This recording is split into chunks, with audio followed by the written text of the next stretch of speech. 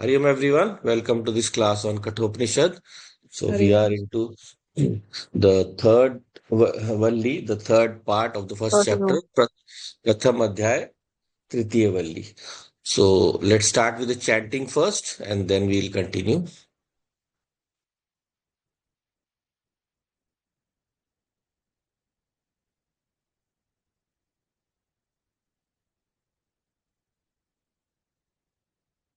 Om Sahana Vavatu Sahano Bhunaktu Sah Viryam Karvavahai Tejasvinavadhitamastu Ma Vidvishavahai Om Shanti Shanti Shanti Om Gananam Tva Ganapati Gam Havamahe Kavim Kavinam Upamashravastamam Jeshtarajam Brahmanam Brahmanaspata Anashrinvannuti Siddh Sadhanam Om Shri Mahaganapataye Namaha Saraswati नमस्तुभ्यं वरदे कामरूपिणि विद्यारंभं करिष्यामि सिद्धिर्भवतु मे सदा गुरुर्ब्रह्मा गुरुर्विष्णुः गुरुर्देवो महेश्वरः गुरुरेव परं ब्रह्म तस्मै श्री गुरवे नमः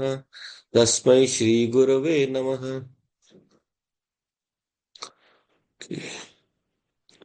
So we are into this third mantra of this chapter. So far we have seen that in first we saw the journey of Nachiketa, then we saw how he has asked for these boons. They have accordingly been given to him. The third boon is of course the one that is about knowledge, and knowledge of course in imparting it takes time because this is a very subtle knowledge, and that is why this knowledge needs to be imparted with the proper training of the child of the student and proper explanation of each and every logic. So till now we have seen that was the swarupa of this atma that is first expressed. In detail, it will be revealed later on, but it has been expressed so far. And the major point that we saw among that was of that in the 23rd mantra. So in the 23rd mantra, we saw clearly that this yam evesha vrinute tena labhyah, this Atma, whoever surrenders to completely. You can study lots of scriptures, hundreds, thousands, but unless and until that samarpan, that surrender is there, yam evesha vrindite. So that is not just that the Lord is choosing you, you choose the Lord and only the Lord. So, there is a very beautiful mantra in a lot of Upanishads. The same thought also comes around that the knower of Brahman becomes Brahman. It becomes very, very simple for people to say that just imparting some textbook knowledge will help you do that. But actually, what the rishis say, it is not that simple, right? You have to have that knowledge. That is, of course, a given. The textual knowledge is necessary. Without it, you cannot move forward. Unless you know the terms, how can you even meditate on them? Right? But in meditation, once you give up your ego completely, then the Lord comes to you. Then the Lord says, yes, you are not trying to know this yourself, and you are trying to know this through me. Who is me? The Lord is Paramatma, the holder of the consciousness of the whole universe. So that means what? He has access to all the knowledge. He has access to all the knowledge in the universe. And that is called the knower of Brahman becomes Brahman. Because whatever Brahman knows, whatever the Lord knows, you know. Because how do you do that? By yoga. By yoga, internally through meditation, you connect to that Lord. And then what will happen is then you don't need to study every book. You just read, and even instantly the meanings, the import will flash through your mind. That is how it happens once you do the surrender. And that is how the rishis have advised or suggested as the way to go about it, right? So earlier on, like the kids, they would chant the Vedic mantras without even knowing the meaning.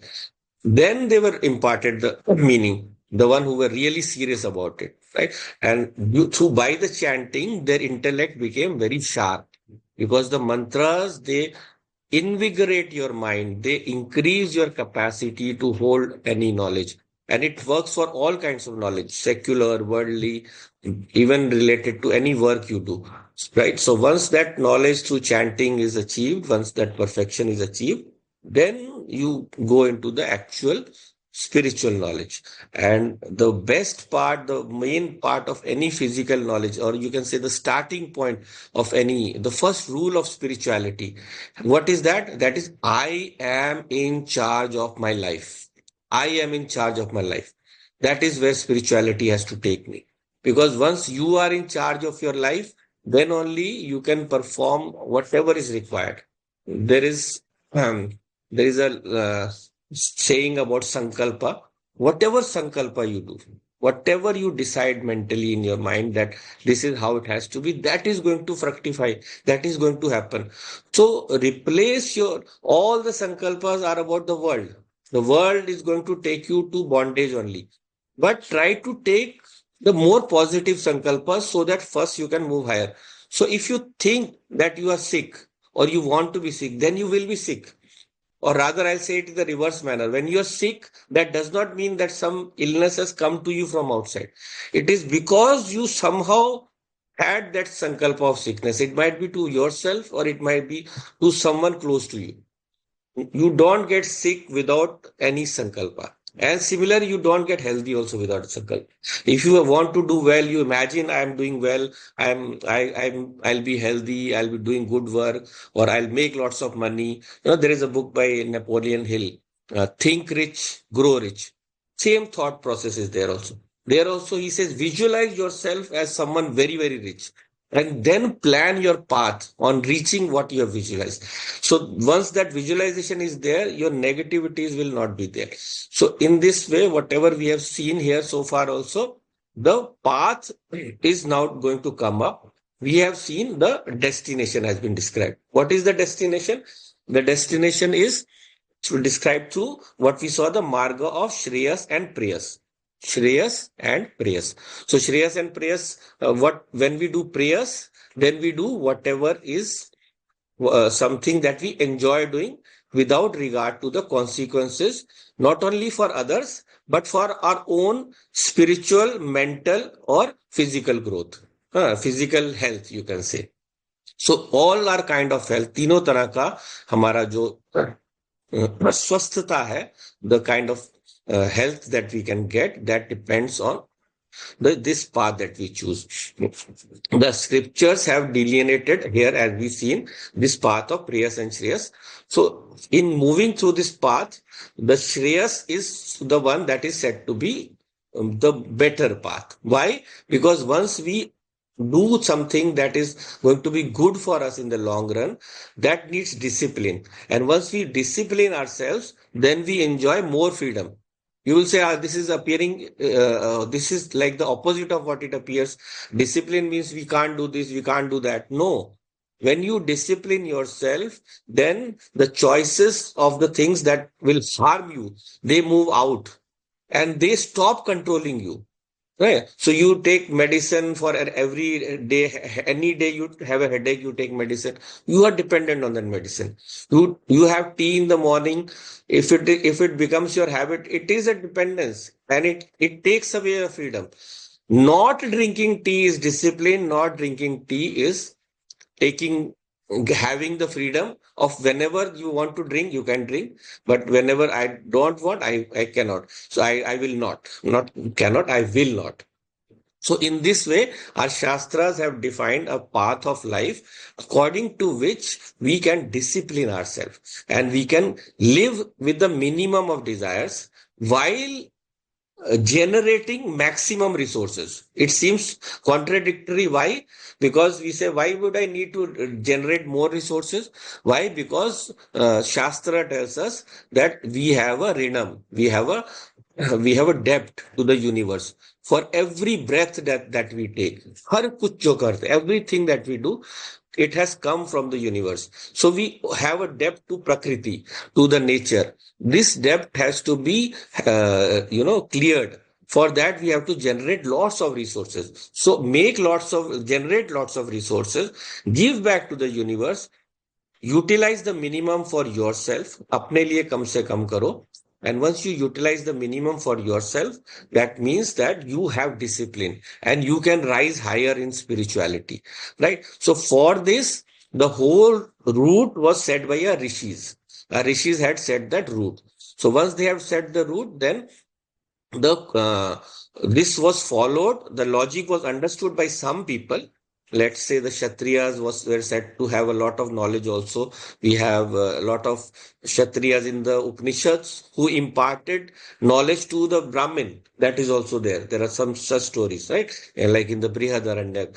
So there, we have a story of a Kshatriya imparting a very secret knowledge that was carried in his family. So that is there. But main thing is what? The logic for understanding why we should do that was known to those who had knowledge. And they imparted that knowledge to the people who were around them. And this knowledge was then communicated to them in the form of different practices like for the common people, time, space and object. These are the three variations of the projection of the universe. So in time, what we should do at what time. So we had different festivals for the different so these were celebrated to celebrate our oneness with nature. Then we have different samskaras. So whenever someone is born, whenever someone has any kind of special event in that life, the 16 samskaras, they were enumerated, and the Brahmins were they were preside over them. So society was given a roadmap by which they can perform in the best way possible and elevate themselves spiritually. Those who don't follow that, they will go down. They will go to the lower lokas because ultimately they are surrendering to the desires. Like too many people these days, they will say, I am a Hindu, but I don't, I have freedom to not do, not follow the rituals. That is not freedom actually. You are fooling yourself. When you are doing that, then you are leaving your dharma and leaving your chance at raising yourself spiritually. It's like you say, I will go to the office, but I will not work. If you don't work, you will have to face the consequences, right? So unless you work, you will not get the rewards. Same way with spirituality also. Once you raise yourself higher, then only you can ultimately reach the goal of liberation. So that journey, for us to go on that journey, uh, this we have society and Shastra has imposed a lot of restrictions on us. Those who don't follow those restrictions, they go to the lower category. There are atheists, but not all atheists. Okay, some who live with nature also. It's not just that someone is atheist, then it is bad. Someone may not believe in God, but someone will move according to the rhythm of nature. But there are those who don't, right? So for them, good fate is not in store. They don't have a good fate coming to them. So that fate must come only when we are disciplined. So for such people who are indisciplined, there are a lot of other systems. They are willing to snatch them up. There are religions who will say you can do anything you like when you join us. You will get freedom for all your sins. You commit any kind of violence, that violence is in the name of religion or God, and you will be forgiven and rewarded in some heaven, and so on. So the weaker people or the ones who have what we call tamasic mindset, the one who have negative mindset, they go to those religions and they become very fierce followers because they get to indulge in the negative attributes that they have. And they also think because it's like the sheep in a wolf's clothing, or sorry, I'm saying the reverse, the wolf in the sheep's clothing. So they are like that. They will tell, yes, we will guarantee you good, and they will inculcate some good things. But those good things also will have what we call negative parts. Like if they do, if they give danam, that dan will be only for their own community, not others. So that is why we have to focus. Our religion is the one, or all dharmic religions, Buddhism, Jainism, Shintoism, all the pagan religions and hundreds of religions of the universe, they all promote raising up ourselves into spirituality. So in our system, here we have seen so far, what is the path being described by Yamadharmaraja? He is saying that you have to reach Atmagyanam, that you have to, Yam Evesha Vrinite, I said. So that is, you have to choose this path with fierce desire that this is the only thing I want. Now the path has been delineated. Rasta bata diya. What are the three directions? If you indulge in your desires, you will go downhill. If you indulge in positive desires, then you will go into you will earn punyam. You will rise higher in your journey, and you will generate lot of good deeds by which people around you will be happy, you yourself will be happy, and your punarjanma will be there in a good place, or you will go to heaven, Swargaloka, and come back again after exhausting your punyam. So you will have the best of few worlds. Those who don't, they will go to Adholok, they will become some animal or plant, or even a stone, because they behaved the same way in this birth. They wasted their human birth. See, this will come in the Kathopnishad also later. So those who will follow this path, they will then accordingly go into that region only, right? So even while you have a human birth, you can go back to another lower birth. You can become a snake if you have too much of uh, what we call hankar or hatred against people. So that can happen. Lot of other jivas are there, who have that character where you will be able to wear out your vasanas, right? So now, and what about the highest one? The path of jnanam. That is the path of vairagya, vivek. So that once you choose that, that is the one that takes you to the Brahmaloka, or the realization of your true nature. Yes, Shilpaji, you want to ask something? Yes, sir. Yes. Mhm. Uh, uh, आप कह रहे हैं कि you should not hate anybody and you should give दान to even other religion and stuff. Only then that is considered good, right? Yeah, yeah. No, अच्छा. Dan, there is a long list of requirements, right? So Dan includes something that you have to give to someone who's deserving. You don't हाँ. have to think of their religion or whatever. He has to actually utilize that in the proper way. So that, like, our parents would say, I would buy a lot of bread and give to some people. They would say, no, you can't do that.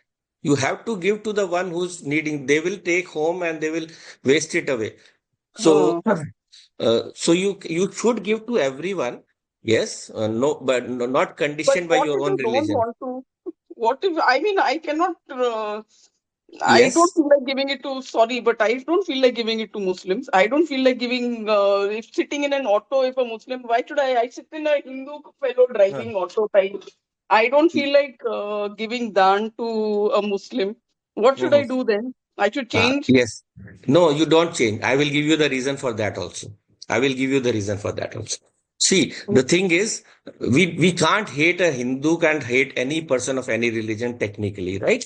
But there is something called reciprocal damage. If some other religion, they don't think of you in the same way. They don't accord the same respect to you in the same way. They don't give to the people of yours. Like, if someone says they're from their religion, they will want to buy. Let us not take this as hatred. Huh? This is simple uh, reciprocal logic. So Okay, if then it's someone fine. say, I got yeah, scared. so Okay, I'm yeah, not a proper Hindu if I'm doing like this. no, no, no. So if you do it like this, you see, you have to behave with someone according to their nature. That is the rule given in Gita. Right. So in Okay. Gita it is said, Guna Guneshu Vartante. It is the gunas that are interacting within themselves. So give back to the one the guna that the person deserves. Right. So if someone, like a Hindu, will never say buy from a Hindu unless the other person of that other religion says no, we will buy from our own community only. Once they हाँ. start doing that, then it is your duty to buy from your own community, support your own community, right? You cannot Okay. have the hatred against, but when someone hates you, when someone behaves in the same way to you, then you are perfectly allowed to behave in the same way. Oh, If there is any kind of what we call uh, in the society, any kind of division into systems, divisions into such systems, then if someone behaves in that way, you also have to counter them. Otherwise, what will happen? They will spread their adharma. पर विचार से. Yeah, yeah, of course, with vichar, not just arbitrarily, but yes, look, hatred does not pay in any case in the long run, right? But if for some people who are not behaving according to the norms, who are hurting others, then you cannot accord to them the same charity, the same credit. That is what is the. So I would oh, not advocate any hatred against anyone, but yes, if others are also behaving the same way, there is no harm in not okay. giving to them, right? Okay, thank you. अच्छा, एक और question, please. You Yes, were talking about discipline. yeah. Yes, everyone should have discipline. Now, Mm-hmm. how do I get discipline? I can do every 2 months I do a sankalp, nothing Mm-hmm. comes out, और 2 दिन के बाद वो finished ठप हो जाता है. So Mm-hmm. I mean I keep trying, अच्छा ये and वो, but I think it's written in my kundli that there is not going to be any proper Mm-hmm. discipline in your life. No, no, no. What do That I it. do to cultivate it? Yeah, look, thing is, discipline is not something that can be written in your kundali, right? Whatever you do, whatever you It do, is easy to put on kundli. uh, yeah, because whenever you do something, na, it creates your character. It creates. So here also we will see in the next verse also. So Okay. same thing, because whatever it said, watch your thoughts. They will become your words. Watch your Okay. words. They will become your uh, Action. behavior. And Huh. finally, it will lead you to the point where they will become your character and also your destiny. That is destiny, right? Okay. So you start from the beginning. Start Huh. small. With a Uh, small sankalpa, small kind of good deed. So focus on good things. Don't focus on the negative things. Or negative things can come, okay, when required, you can give back. But try to put in a positive behavior whenever uh, possible. So once you do that, then slowly the time will come that the good effects will start coming back to you. It takes time for how much punyam to time I think that acha, every day morning I'll get up at least one verse of Gita I will read. कितनी Mhm. बारी I have thought, but होता Mhm. ही नहीं है. It is just after दो दिन के बाद finished. I सो गई, ये हो गया, वो हो I know, गया, I कुछ know. काम आ गया. I know Okay, this is fine. I'll this try. happens with all of us.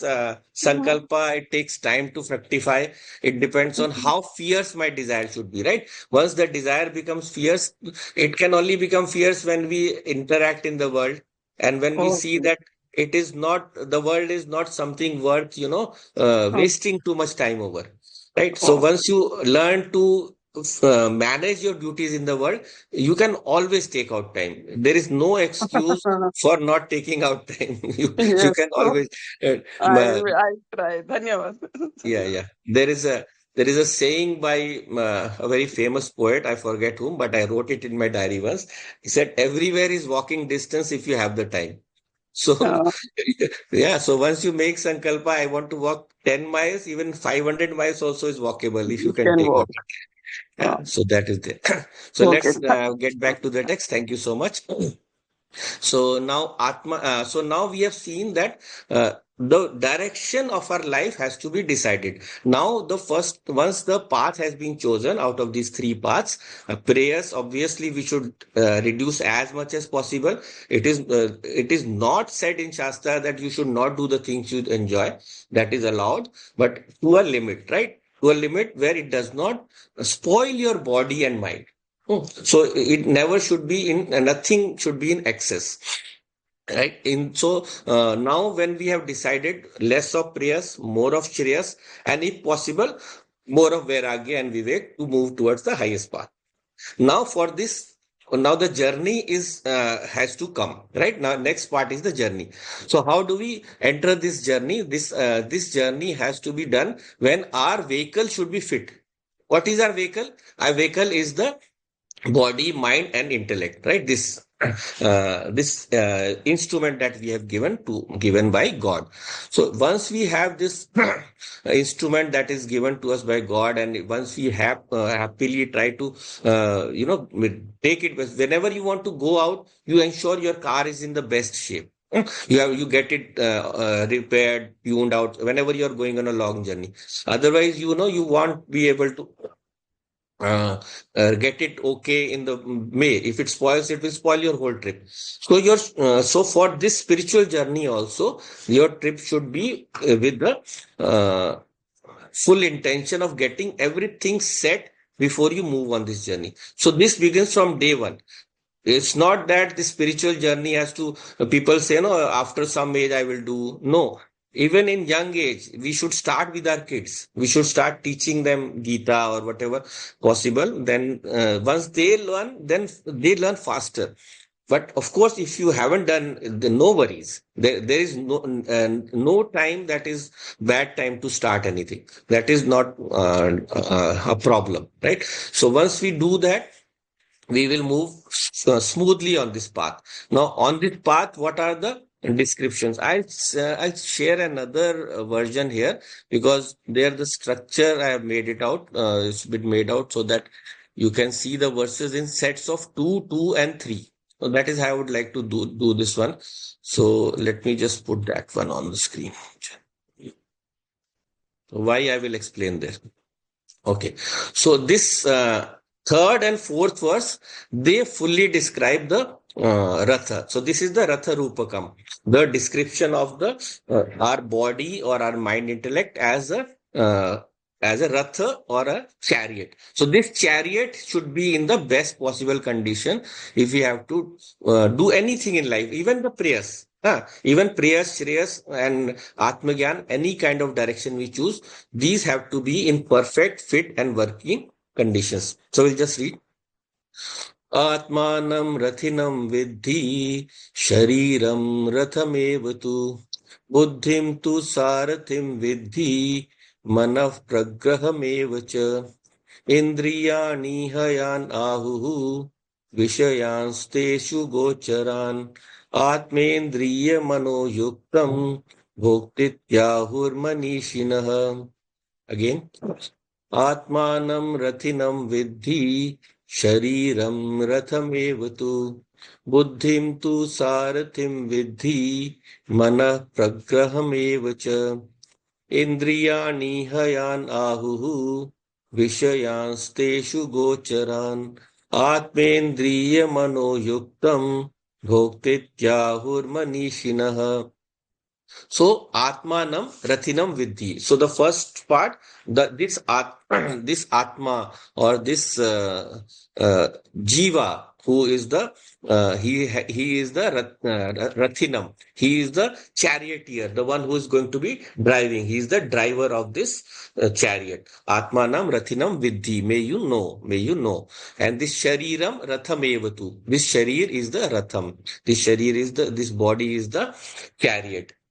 Then what is this? Sarathi, Buddhim to Sarathim Vidhi. So the charioteer, the owner of the car, is sitting in the back. He is enjoying the drive, but there has to be a driver, a trained driver. So this Buddhi is the Sarathi.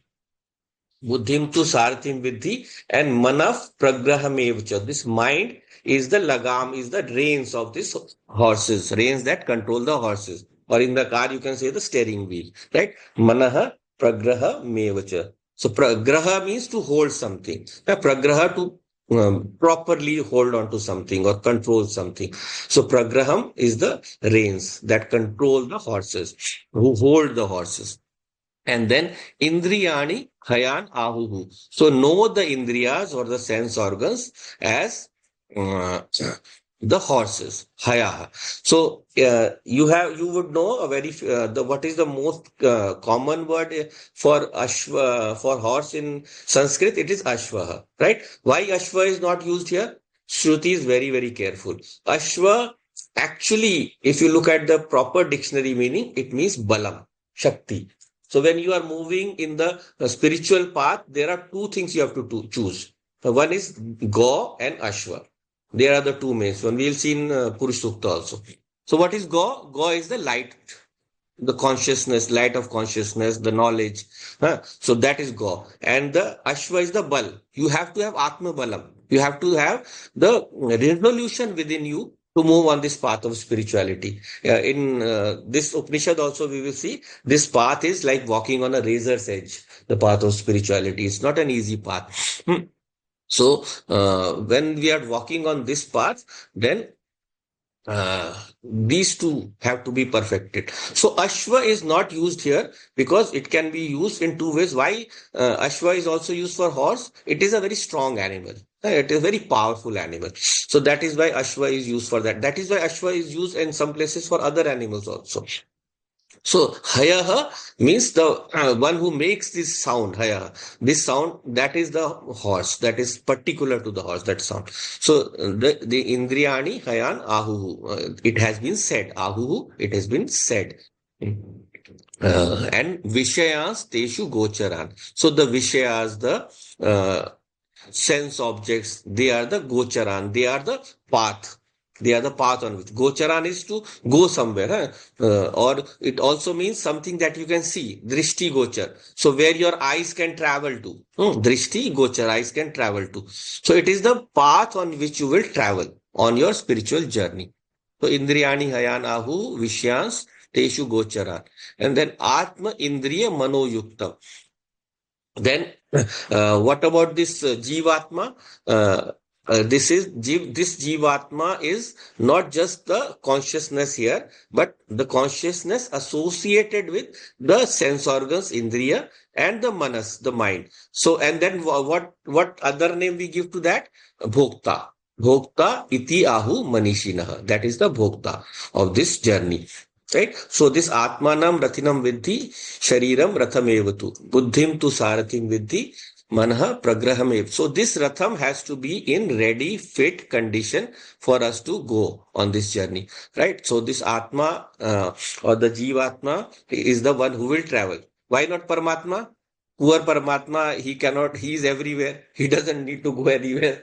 So he is not going to be on this journey with you unless you choose to take him as your as advice for advice, because he will be there with you all through this path, but he will not be moving. He is everywhere. Wherever you reach, there also Paramatma will reach. So Atmanam Rathinam Vidhi Shariram Rathamevatu. So this sharir has to be the next in the line of this Atmanam, this is Jivatma. Jivatma, right? Jivatma. We saw earlier also, no, Jivatma and Paramatma are there as Chaya and Tapaha. So they are together in this body. So out of these two, the Paramatma, of course, doesn't need to go on a journey because he is self-realized. He already knows his true nature because he handles the whole universe. Right? So the Paramatma has no kartritvam. He has no sense of doership. Right? So this Indriyani, so this Atma here is said to be the Jivatma here. Jiva is the one who is traveling. The Jivatma is what? The reflected consciousness in association with this mind-body complex. Right? So now, this Shariram is the one who will be moving, right? The body is the one who will be moving. So that is the next. So Sharir will be moving from place to place. And so therefore it is the Ratham. And then we can go to the horses. The horses will be carrying this body. So the Indriyas, the sense organs are carrying this body. So because of the sense organs, we perceive something, we see something, and then we move towards that something. And also the energy for that movement will come from the karmendriya. So they will be there, like the five karmendriyas, they help us to do the acts of moving, grasping, and so on. So this movement has to go towards these from the indriyas. They will be the ones who will be directing this movement. Okay, so Atmanam Rathinam Vidhi. Sorry. So on this journey, the Atma will be the one who will be moving, guided by the this physical body. The physical body will then be controlled by the sense organs which will take it on this journey, and then of course the next is the manas, manaha pragramayavchu. So the mind will be the reins. So the reins have to control the sense organs, right? So once if the mind is going in all direction, then the mind will not be able to control the sense organs. And then finally the horses, they are the sense organs, so they have to be controlled, but they should not get too much caught in the road, the sense objects, because the road has 5 different sense objects: shabda, sparsha, rupa, rasa, gandha. And then finally the bhokta is who? The enjoyer, the conditioned self, who is associated with the body. So here, of these two selves, the jiva is traveling with the body chariot, and it will take him into samsara. Right. So now, when this journey is starting, according to this, now we have to remember that now the sense organs, since they are moving from place to place, the mind has to regulate these. So how does the mind regulate the sense organs? So these days, earlier we have a method of knowing about a person's capabilities that was used as the IQ, intelligence quotient. That was considered as the sole criteria of how successful that person will be in life. But then we see a lot of people who are very, very intelligent, but financially or otherwise also they have not succeeded too much in life.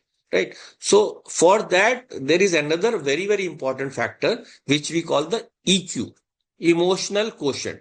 Unless our mind is directed properly, that without that the mind will not function properly, then we cannot move in the right direction in life, right? So manaha pragramayavchu. And secondly, buddhim to sarathim vidhi. That association with buddhi should also be there, because you see, the mind is, it is okay for the mind to have lots of different thoughts, right? It is okay for the mind to have lots of different thoughts, but if your buddhi is trained properly, buddhi is has knowledge at its back, as its basis.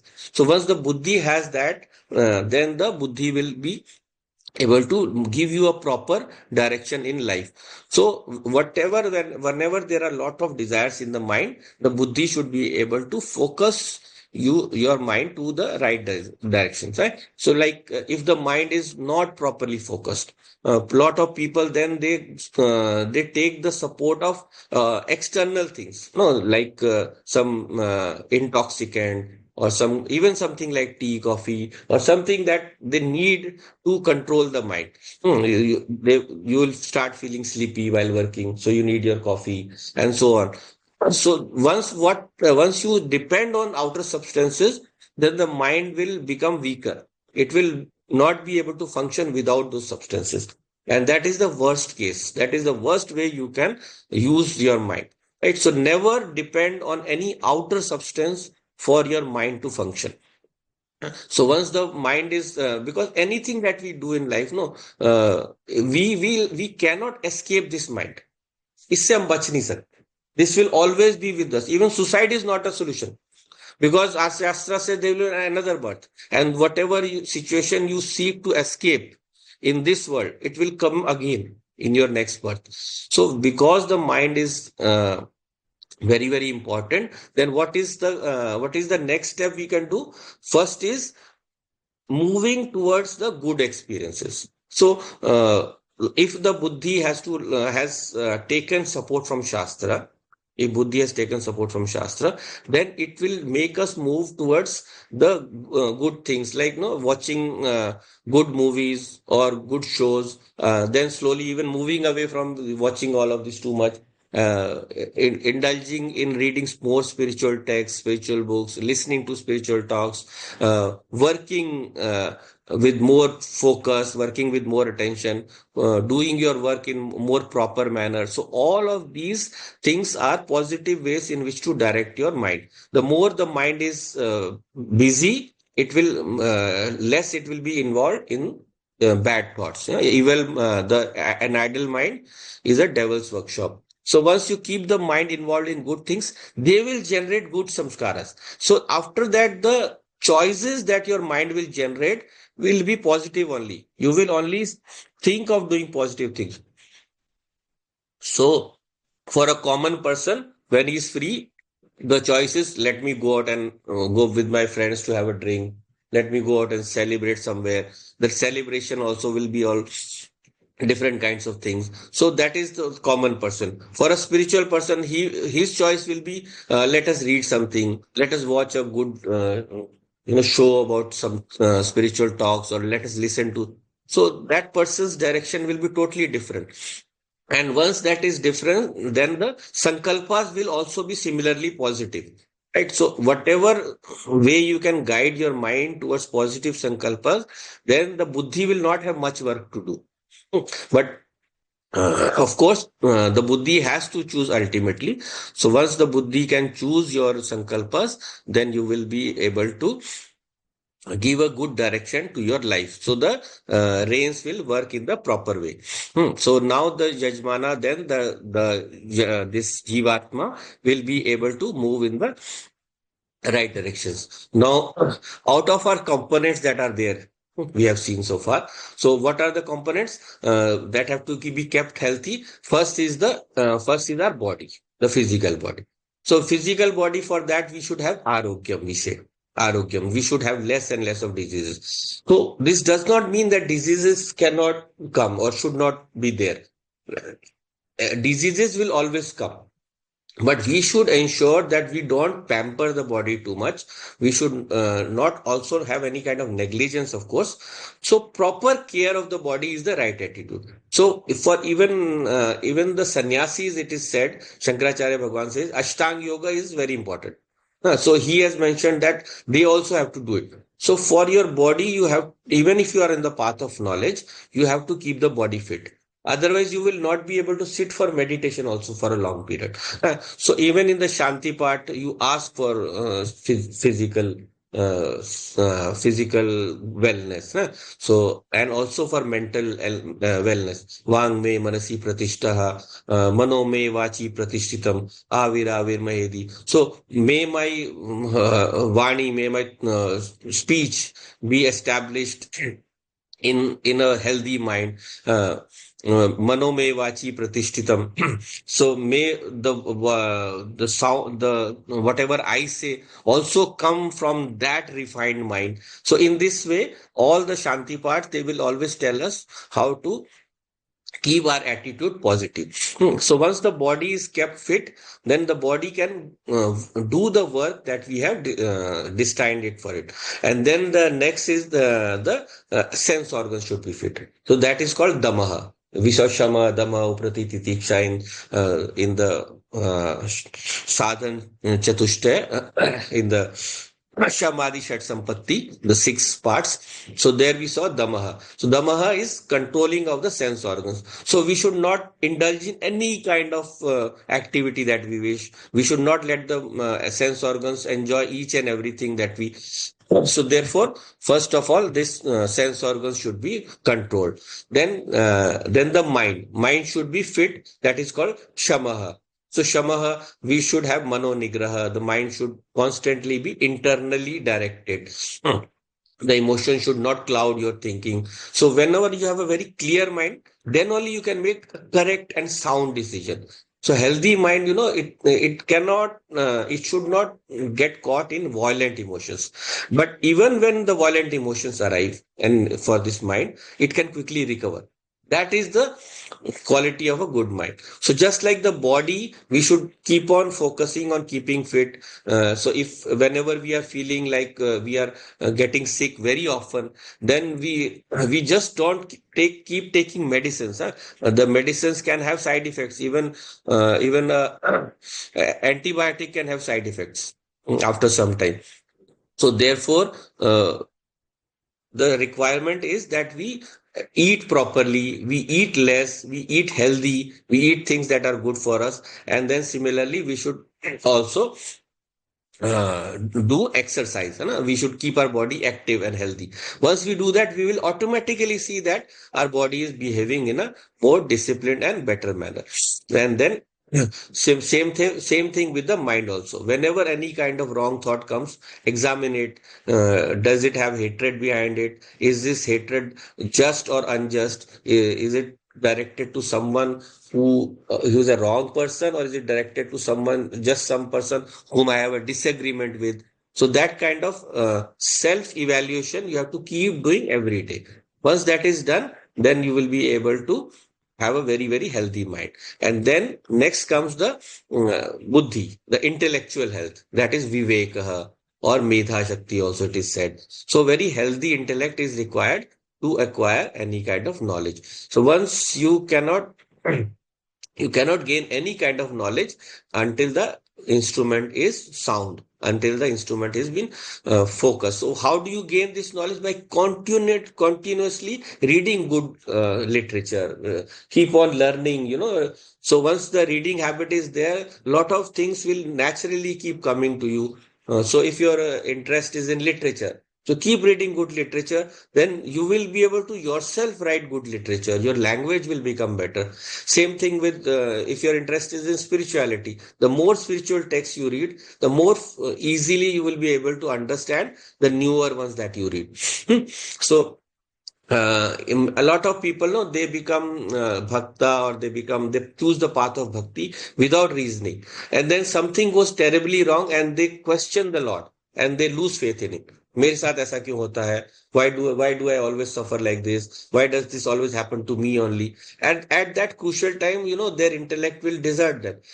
So they should have the answers. That is why Vedanta says that faith is very good at its own level, but Vedanta is not a matter of faith. The Upanishad is not a matter of faith. Upanishad says the intellect should be capable for logical thinking. So Tarka Shastra is meant for training this Nyaya Shastra, Tark Shastra. It is meant for training the intellect. And then the second capacity of the intellect is language analysis or Mimamsa. So we should also be able to understand the language properly, because you see, any kind of study that you do of the scriptures, if the language fluency is not there, then you will struggle. So, like a lot of texts are in Sanskrit. So if you're not fluent in Sanskrit, you will need more time, because you will have to go to a translation. Then you will wonder that the translation is proper or not. You will look at maybe two, three translations and then decide. So that is how the language should also be very important part for this intellect. It is a very fundamental part of this intellectual health. And and then the next is the grammar also. The grammar of the language should also be understood properly. So now, once this is done, what is next? The next is, these are all fine, but all should be in harmony. It is called arjavam. Arjavam. So all the organs should be healthy and they should function in coordination. Once this coordination is there, then only these healthy are, when the organs are healthy, then this they will be in coordination with each other. So like I am having some pain in some back or in my arm or somewhere, then as long as it is there, my mind will also be unrestful. It will be irritable. I will snap at some people someone who's, didn't say anything bad to me. So it will happen. So the body, when sick, will affect the mind also. Same way, when the mind is not in sick, or mind is not in a good mood, so someone has said something very hurtful to me, then uh, then also I will react. I will react to someone who should not have been the subject of my anger, and yet I become angry. A lot of times it happens to us when we don't think where we are getting angry, and it happens to everyone. So it's not that we should despair. We should not despair. If this is happening, we should observe. Yes, where I went wrong, observe daily. So in our spiritual earlier trainings, we used to be given a book and we used to write that this in this day, this is the faults I committed. These many times I got angry. These many times I displayed arrogance. These many times I displayed ego, and so on. And we are supposed to analyze that. And then later on, whenever it comes, that situation comes, you are alert. You are alert. And in this way, the harmonization is very important, right? Just like when there is an orchestra. So if someone, all can be very good musicians, all the musicians can be very good. But if someone, one of them just decides that no, I like to play this tune in this particular way, then it won't work. It will be, it will appear in total chaos, right? So in any kind of activity, like in any office or business, the coordination has to be there. So unless the coordination is there, this arjavam is there among the different organs, these five values have to be necessary for this body, for this to be successful. Right. So, because we have to remember that in this journey, this physical, this body or this ratham has its limitations. It can go bad at any time. Like the shariram. Sharir is what? Chiryamanate iti shariram. One that keeps on decaying or going into a worse state with every moment. So, Bhartrihari also says in his Shastram that he says that we should be prepared to travel when the vehicle is in good condition. If you postpone too much, the vehicle will become unfit. Like if we like to see the world, then we have to do it while our body is fit enough to do that. When it becomes too late, then we won't be able to do it. So only when the mind is balanced, then only the sense organs can be mastered. So the intellect, which is the charioteer, can work only when other organs are also functioning in synchronization. So this way, the driver will then be able to reach the destination without any kind of disturbances. Yes, and of course, for the driver also, the driver should be, which is the intellect, he should also have a proper route, a guide map. Just like today we have Google Maps. So very easy for everyone to go anywhere. So for this spiritual journey, what is the guide map? This is the Shastra, or you can say the Guru Shastra Upadesha, right? So the intelligent will always seek help at the appropriate time. The driver can look at the map. Now, a lot of people, they don't ask for directions. They feel like it is a letdown to be asking for directions, especially men, it is said. So they don't ask for directions. So, and then you end up in the wrong place and you end up driving more than you should be. So, driver should be sober, intellect should be free of delusion, and so there should not be any kind of what we say bhranti. So, that can come from money, position, fame. So, intellect should have vivek and jnanam. So, then only it can function. And then about these sense organs now. So now these sense organs are moving on this path, right? So they are likened, as we said, to the horses. Sense organs are the horses. Now, what about these sense objects? This is the one we have not seen so far. So the sense objects are what? Sense objects is something that will give you some kind of perception, right? So whenever you are looking at anything, like you are looking at the television, so there the television is not the sense object. You have to remember, television is not the sense object. It is the image that you can see from there. That is the sense object, which is rupaha, a vision, rupaha. And then the sound that is coming from there, that is the shabdaha. So this rupa and shabda are the sense or objects that are being perceived by you. So, like you have some food, you are having a delicious food.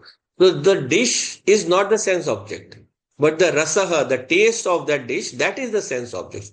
That is why it is said there are only five sense objects: shabda, sparsha, rupa, rasa, gandha. These are the five.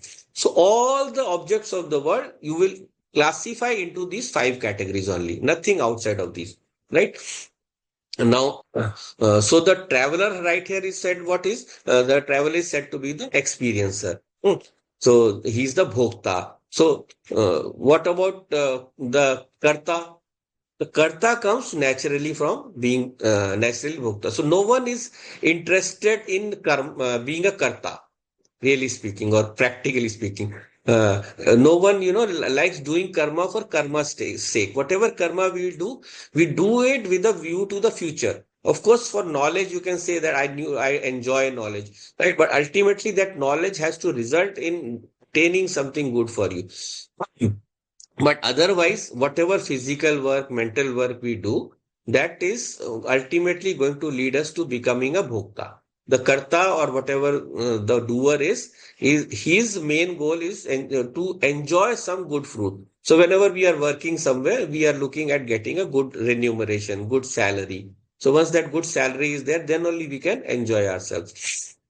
So this has to be only in the waking state. The karta or bhokta will be in the waking state. In the deep sleep state, so jivatma is there, but the medium is not available. The mind, body, the body and sense organs, they are not working. So there you are not a karta and bhokta. And in the sleep state where you are in the dreaming state, there you are not karta but the bhokta only. You are enjoying the vishayas that you saw in the waking state. So again, here it is said that this is said by the wise people, right? This has been said by the wise people. Bhokta iti ahu manishinaha. This is being said by the wise people. So what is the significance of this? The significance here is that if wise people have said this, this implies that the Rishi of this Upanishad who is writing this, he has not invented this concept. He is being so humble. He is saying that it came from his guru. So this means that even in the Upanishad, which is so old, from there also whatever knowledge is, that is coming from the parampara, anadi parampara. There is no date of origination. He heard from his guru heard from another guru, and so on. So that is the beauty of our guru shishya parampara. It has been going on for a long time. So then we look at the next set of two mantras.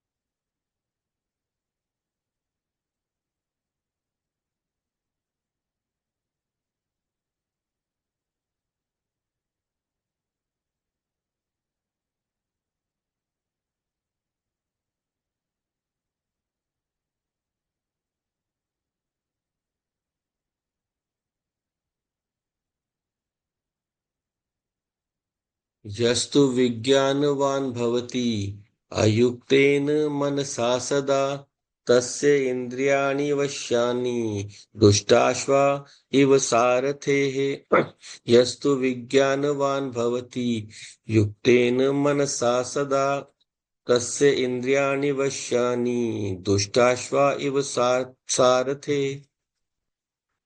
Then again, yastu vijnanavan bhavati yuktena manasa sata tasya indriyani vashyani sadashva iva sarathe. So these two appear very, very similar. Just one or two words shifted. So how is it this? Yastu avigyaha tu avijnanavan bhavati. Then ayuktena manasa sada tasya Indriyani avashyani dusht ashva iva sarathe. So now on this path, whoever is going, what is the condition of their sense organs or their mind and intellect? That is very important for how they will, proceed along this path. So the one who is avigyan bhavati, vivekhin, without any kind of control over his intellect. So bhavati, the person who is in this way, ayukten manasa sada. His mind is not restrained. His mind is uncontrolled. So ayukten manasa sada. His mind is not in the control of his own self.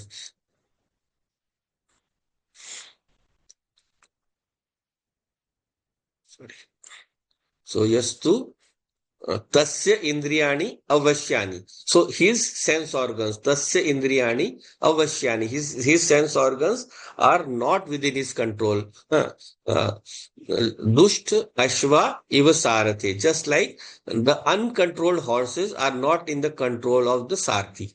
So if there are horses who are very, very wild, so they will not be controlled by the Sarthi. And then what about the next one? Yastu Vijnanavan Bhavati. So this is the person who is the one with the good intellect or restrained intellect. So this person is Yastu Vijnanavan Bhavati. And Yuktena Manasa Sada. So this person is with good intellect, good viveka, he has viveka, and his mind is forever in his own control. And then tasya indriyani vashyani. So his sense organs are in his control. His sense organs are within his control. Just like the tame horses. Sadashva. Sadashva iva sarate. Just like the tame horses are easily controlled by the charioteer. So these are controlled very well. So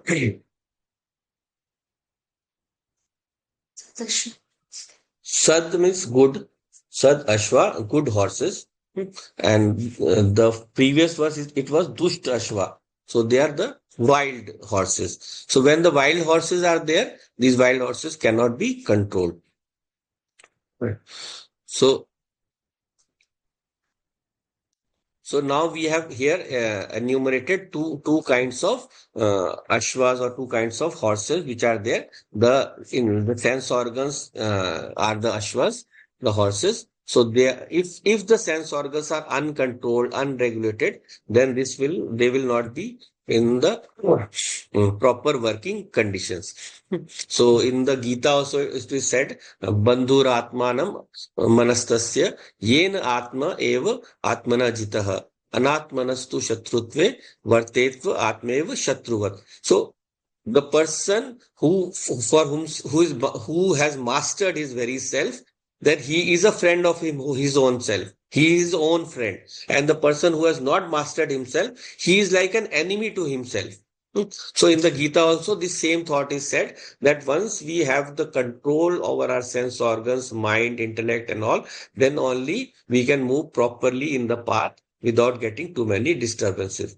So one should not try to, kill or transform the mind that is giving you the happiness. You cannot abandon the mind, as I said earlier, but you have to pay attention to it. You have to pay attention to the mind, direct it to more dharmic pursuits. And once the study of the mind has been done by us, then we can direct it to function properly. Same way, if the intellect also, if intellect is not well developed and not sensitive to know the goals clearly, intellect does not know where to direct the mind, then the mind also will be predominantly undisciplined. Sense organs will be unruly. Anything delicious that we see, we have some problem, some disease, like we have sugar, and will not be able to control ourselves when something sweet comes up. So such a person's fate will be the same as the traveler in the chariot drawn by the unruly horses. He will not be in charge of his life. So this individual who can take charge of his life, the Shastras, Guru, etc., only that person can assist in that endeavor. So therefore, one must be very careful and watch what we are thinking, watch your thoughts, because it will control your destiny. So as I said earlier also, watch your thoughts, otherwise they will become your words. Then watch your words, otherwise they will become your actions. Watch your actions, they will become your habit. Or watch your habits, they will become your character. And watch your character, otherwise it will become your destiny. So we have to be very, very careful about at every step. Whenever we are thinking something, think whether I'm thinking right. Whenever I'm about to say something, think that yes, if I say this, what kind of effect it can have. So a lot of times we say something, maybe we don't mean bad, but when we cannot get away with that. What about the mind? The mind is jada. The vani or the speech is jada. All the sense organs, they are jada. What is chetanam? Chetanam is the consciousness, the jiva. Now the jiva is what? He is clouded by ignorance. He is clouded by ignorance. So he doesn't know his own true nature. So now the jiva should be the one who's controlling the sense organs. No, we even though we are clouded by ignorance, clouded by true nature, then unless we allow that sankalpa to happen within us, then the sankalpa cannot come on its own.